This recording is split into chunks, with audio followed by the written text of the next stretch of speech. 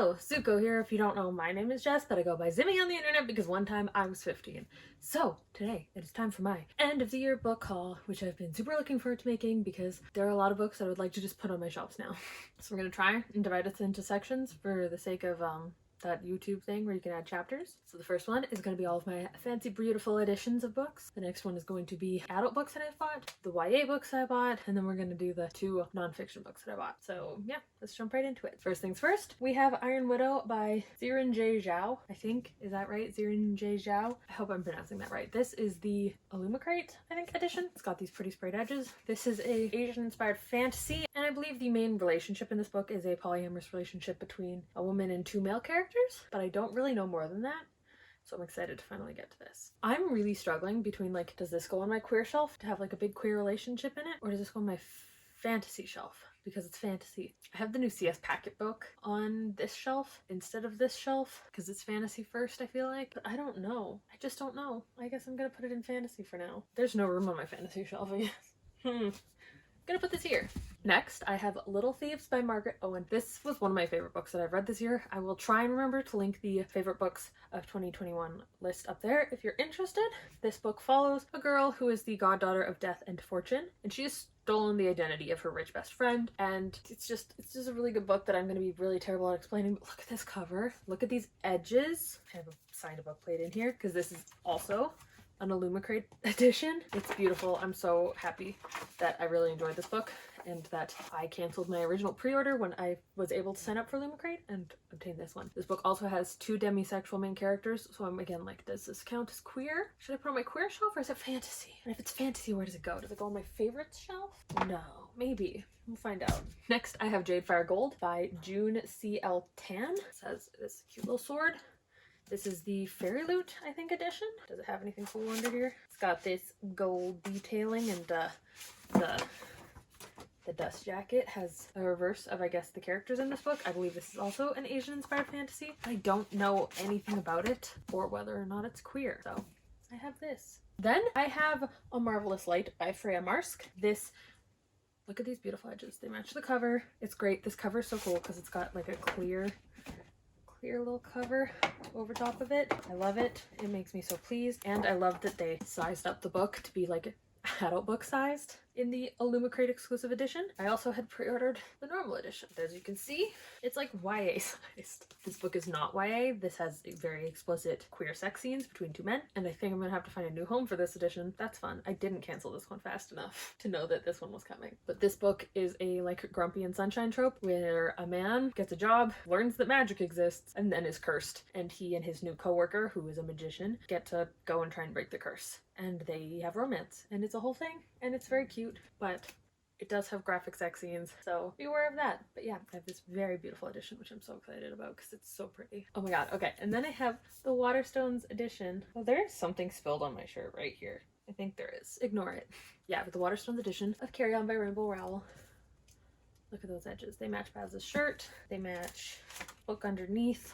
My god, I want Any Way the Wind Blows and Wayward Son in this edition so bad. They're so hard to find because they sold out long before I got them. I'm so excited to have this edition. I love this book.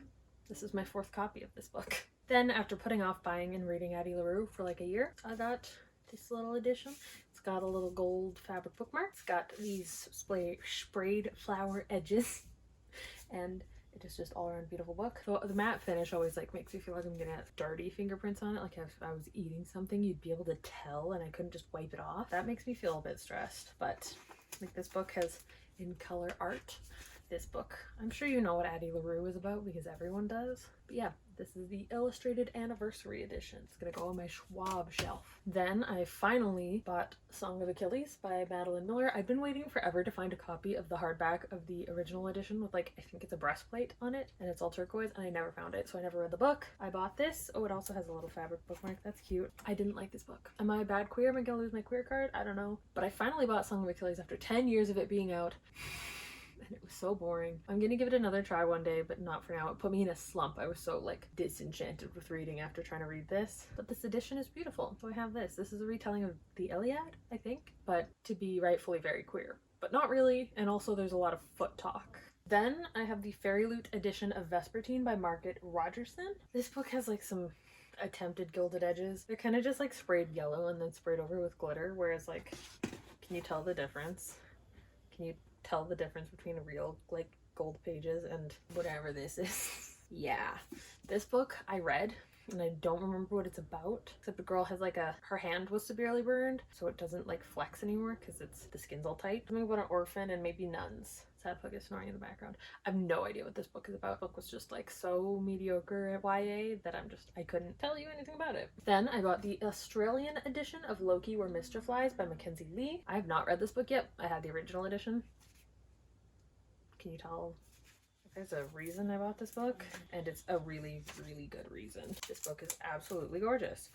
Oh my god, it has a bookmark! Guys, like this book is stupid pretty. As far as I know, this isn't even like a special edition. They just like went really hard with this book in Australia, and it's absurd, and I love it. I'm really happy. I hope I actually like this book because I'm not getting rid of this edition. It's too pretty. Then, as we're moving into graphic novels, I have the Illumicrate edition of Extraordinary by V.E. Schwab. This is a prequel graphic novel to the Vicious and Vengeance Eventually trilogy by V. Schwab. I haven't read those yet. I've heard really good things about the first one and not so good things about the second one. I'm excited to finally read them because I've been waiting forever for Vicious to be on Audible again because it was taken off for the longest time, and it finally is, so I'm gonna read it soon. I have this. It's gonna break up the monotony of the black, red, and white of most of these books. Next, and I think the last book that is like a fun special edition, I have the Illumicrate edition of Lore Olympus by Rachel Smith. I know this is a webtoon. I think it's a Hades and Persephone webtoon. It's like really pretty and has neat art. I have no idea what this is actually about. Like I need to read it. Don't know when that'll be because I have so many graphic novels that I haven't read, and I'm realizing I need to like declutter them because a lot of them are big series, and I'm like, I haven't even read the first one, and I don't really want to because I'm not a big graphic novel reader, so I need to kind of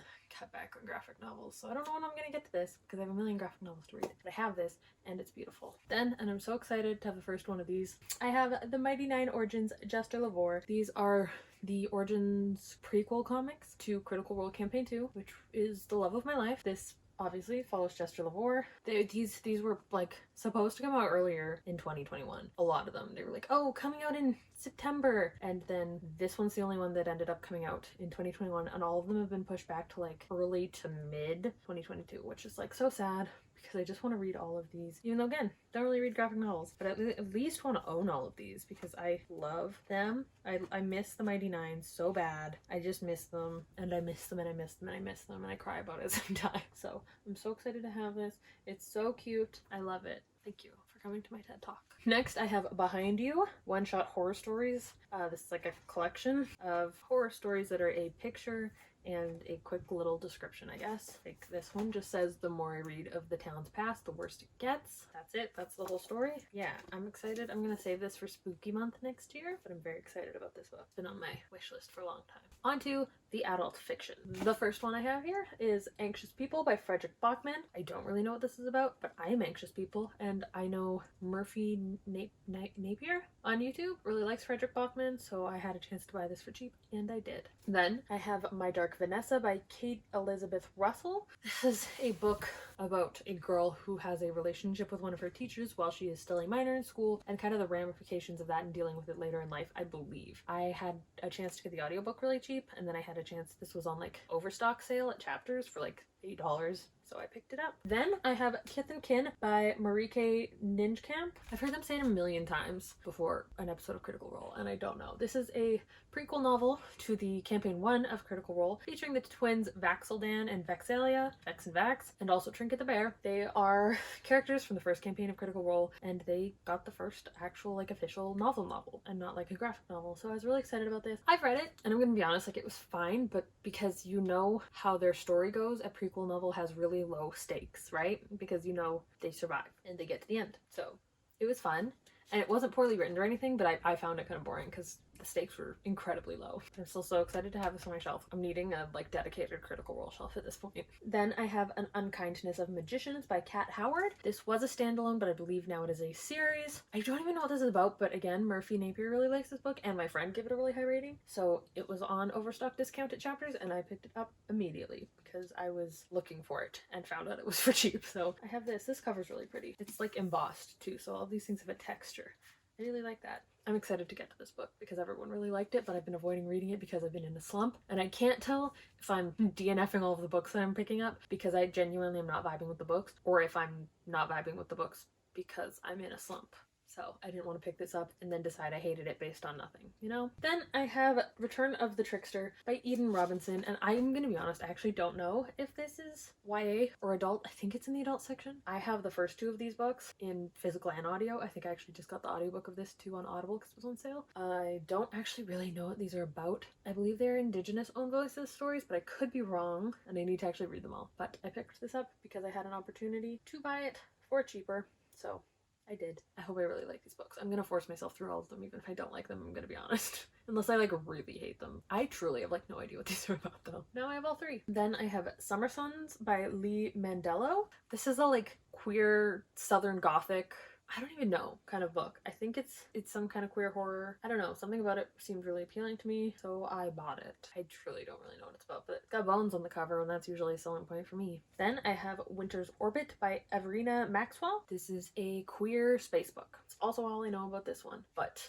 I'm trying to venture more into queer adult fiction rather than only reading queer YA because I'm really getting tired of teenage protagonists, so I'm picking these up, and I'm honestly really excited about this and Summer Suns. So yeah. Then I have No Gods, No Monsters by Caldwell Turnbull. This is a queer urban fantasy, I think, and I don't really know anything beyond that, but this cover is so pretty. I think this is the first in a series, and I really wish that I knew more about anything going into it, and I never do. Then I have A Psalm for the Wild Belt by Becky Chambers. I've read this book, and I don't think I could summarize it, but essentially you have a main character, and they want to hear crickets, so they leave their like really nice society, and they go to find crickets, and they meet a robot. That's the simplest way to describe it, and I don't care because I would describe this very poorly, but the main character is non-binary. The robot's interesting. I really liked this. It's a short little novella. I would recommend you pick it up. I was so excited to do this haul, and I'm like, I don't know where I'm gonna put any of these. My fantasy shelf is full. What to do? Now onto the YA books. First I have All of Us Villains by Amanda Foody and Christine Lynn Herman. This was marketed as a Hunger Games meets Triwizard Tournament book, and really this book was like some kids in a dark room talk about nothing for a lot of pages. You can see my full thoughts and feelings on this in my worst books of 2021 video. It'll be linked up there. Go watch it. I have this. I wish I didn't. I'm not gonna unhaul it. I'm gonna read the next one. I'm gonna be mad about that too. Also, this was marketed as queer. Don't believe them. They're lying.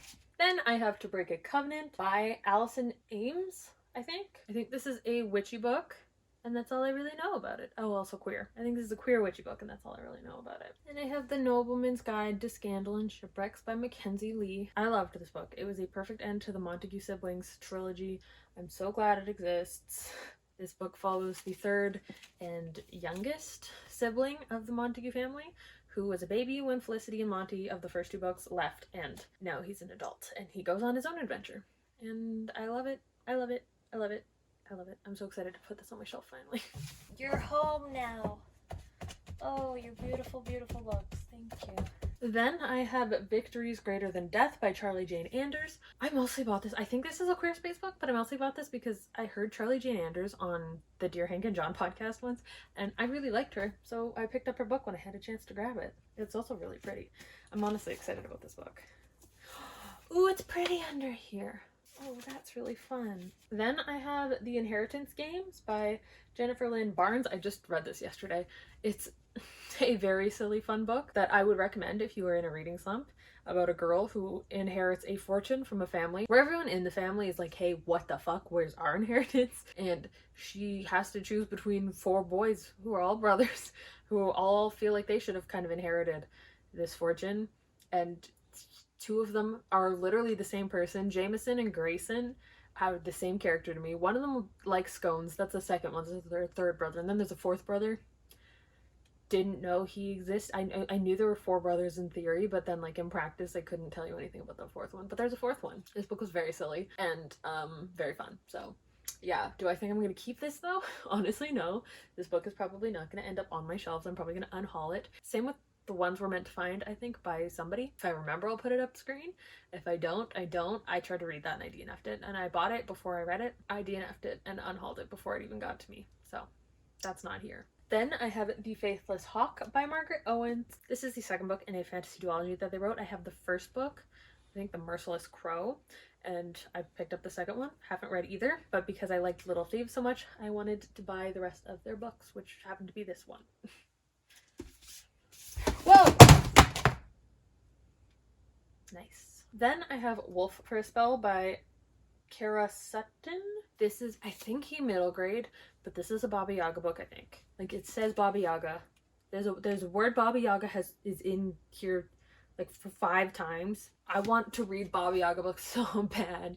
So when I had a chance to buy this, and it's about the Baba Yaga, I like ran and was like, I'm buying this book. It's really cheap and I want it so bad because the Baba Yaga stories is so like a thing that I want more of. And I don't think I'm qualified to write them. So I want to read them, but not enough people are writing them for me. Then I have Along the Saltwise Sea by A. Deborah Baker, aka Shauna Maguire. This is the second book in a like kind of companion series based off of a series of books that are featured in their book Middle Game. And these books take place in, or these books are real published books in the fictional world of Middle Game, and then Shauna Maguire actually published in his real books. I liked this one more than I liked the first one, and I liked the first one well enough. I just reread the first one, and then I read this one, and I liked them. I feel like such a good portion of the books on my shelves are published by Tor at this point, and I have no complaints about that. Then I have The Ravenous Dark by A.M. Strickland.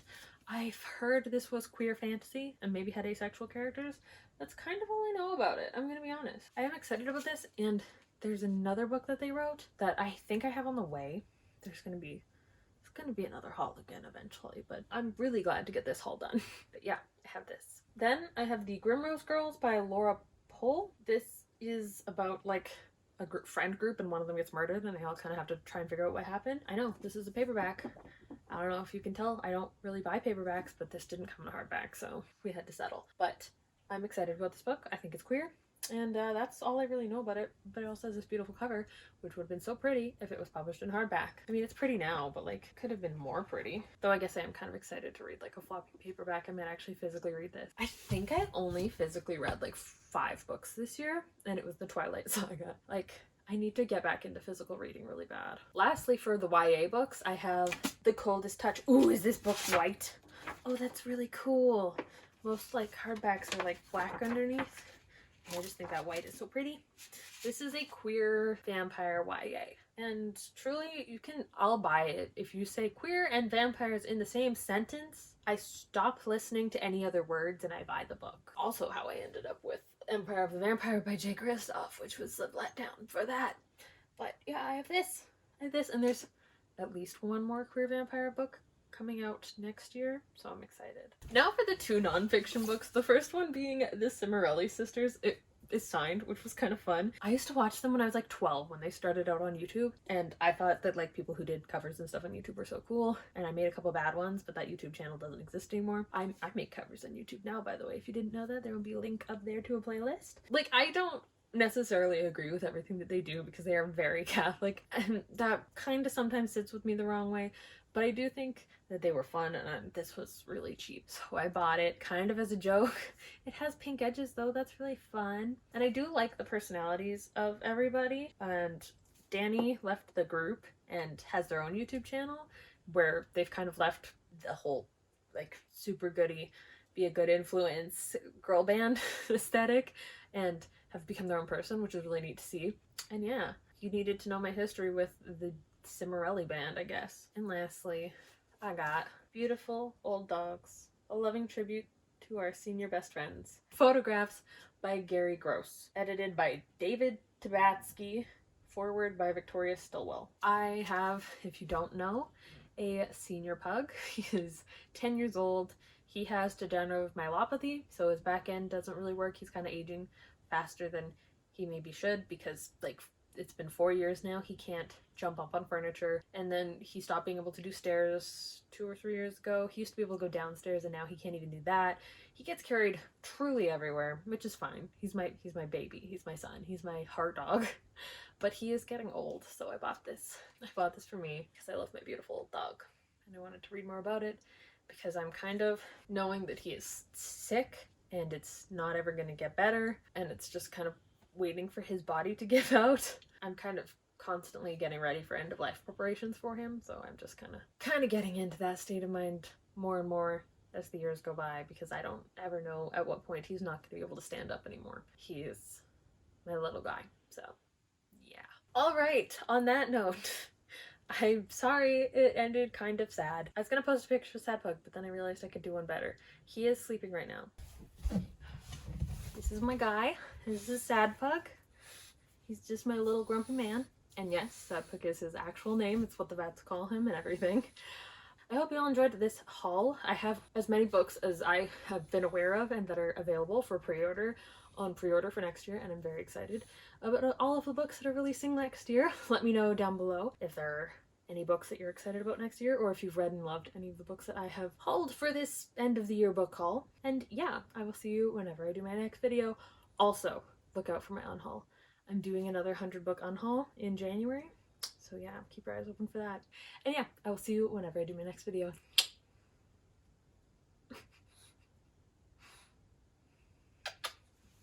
Sorry I woke you up, my bub.